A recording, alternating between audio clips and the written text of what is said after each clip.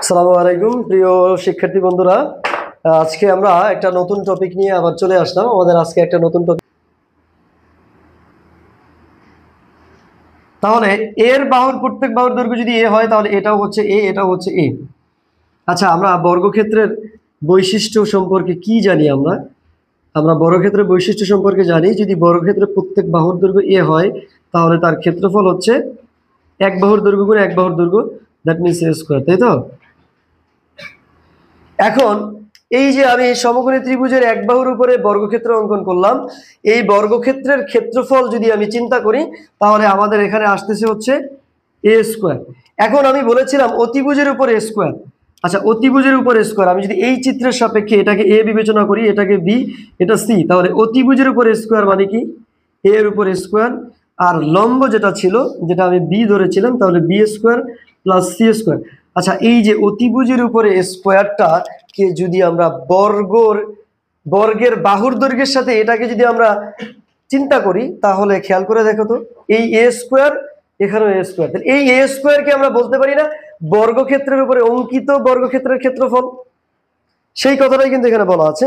একটি সমকোণী ত্রিভুজের অতিভুজের উপরে অঙ্কিত বর্গক্ষেত্র, দ্যাট মিনস অঙ্কিত বর্গক্ষেত্র মানে তার উপরে অঙ্কিত বর্গক্ষেত্রের ক্ষেত্রফল ইকুয়াল অপর দুই বাহুর উপরে।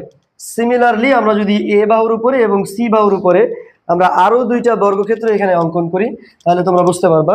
যেমন ধরো, এখানে যদি আমরা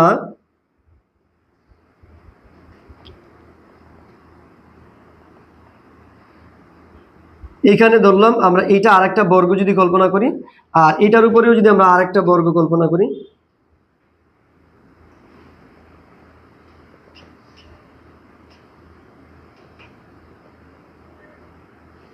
জি, তাহলে এই যে এদের উপরেও যদি আমরা বর্গক্ষেত্র অঙ্কন করি তাহলে এদের প্রত্যেকের উপরে অঙ্কিত বর্গক্ষেত্র, দ্যাট মিনস প্রত্যেকটার উপরে বর্গক্ষেত্রের ক্ষেত্রফলের সমষ্টির সমান হচ্ছে অতিভুজ স্কয়ার। এটাই ছিল আমাদের সংজ্ঞার মূল অর্থ।